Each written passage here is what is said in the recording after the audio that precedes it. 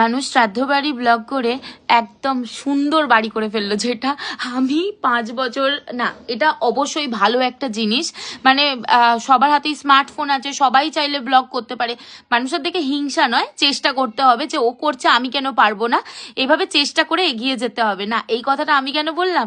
আমি হাত পুড়িয়ে এত সুন্দর সুন্দর, আমি নিজে সুন্দর বলছি না, তোমরা সুন্দর বলো তাই বলছি, এত সুন্দর সুন্দর গাজরা বানিয়ে আজ পর্যন্ত মানে গোল্ডের হয়তো 2-1টা আংটি ফাংটি করেছি, ব্যাস এইটুকানি, বেশি কিছু করতে পারলাম না। আর দেখো, আমি মনে হচ্ছে যে আজ যদি আমিও ব্লগ নিয়ে থাকতাম তাহলে হয়তো আমিও এইরকম সুন্দর সুন্দর বাড়ি টাড়ি উঠিয়ে দিতে পারতাম। যাই হোক, এটা জাস্ট মজা করলাম। আমি আমার কাজকে নিয়ে খুবই খুশি, আর আমি আমার কাজকে নিয়ে ভীষণ ভীষণ স্যাটিসফাই। কেন কি আমি এটাকে মানে অন্য জন্মের মানে আগের জন্মের সাধনা বলবো, মানে 100 জন্মের সাধনা করে আমি আমার এই হাতের কাজকে পেয়েছি বলে আমি মনে করি। সবাই এইটা নিয়ে ভিডিও করছে, আমার ভিডিও শুধু এসেই যাচ্ছে। তো আমি ভাবলাম যে কি চলো আজকে স্টার্টটা আমিও করি, তো সেজন্যই করলাম। যাই হোক, মেয়েটা বাচ্চা মেয়ে, হয়তো 22-23 কি জানি না, যাই হোক কোন এজের মেয়ে জানি না, তবে আমার দেখে 22-23ই মনে হচ্ছে। খুবই বাচ্চা মেয়ে, এত সুন্দর একটা বাড়ি বানিয়েছে, এর থেকে আনন্দের জিনিস, মানে মা বাবাকে গিফট করেছে, এর থেকে আনন্দের জিনিস হয় না।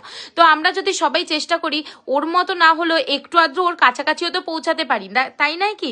তো চলো, সবসময় যে ব্লগ করতে হবে, ফেসবুকে ভিডিও ছাড়তে হবে, ইউটিউবে ভিডিও ছাড়তে হবে, তাহলেই আমি কিছু করতে পারবো, এটা তো আছেই এক্সট্রা ইনকাম।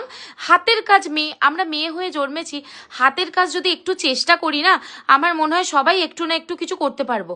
সবাইকে গাজরা বানাতে হবে এই রকম কোনো কথা বলছি না, অনেক কিছু কাজ আছে হাতের। আমরা ফেসবুক খুলে অনেক কিছু হাতের কাজ দেখতে পাবো, কত মানুষ কত কিছু করছে। তো আমি বলবো মেয়েদের নিজের পায়ে তো সবাই দাঁড়িয়ে আছি, একটু ইনকামের জন্য কিছু না কিছু একটা কাজ করা উচিত। সবসময় ওই স্বামীদের হাতে বা যারা আইবুড়ো আছে তারা বাবা মায়ের হাত কাছে হাত পাতার থেকে নিজে কিছু করে যদি পারো, মানে 10 টাকা যদি ইনকাম হয়, সেটাও অনেক বড় কথা আমি মনে করি। তো চলো, আমি বেশি কথা বলে ফেললাম, আমি আবার গুছিয়ে থেতিয়ে কথা বলতে পারি না, কেউ মাইন্ড করো না, যেমন আমার মনে আসে আমি তেমনই বলে দিই ভাই।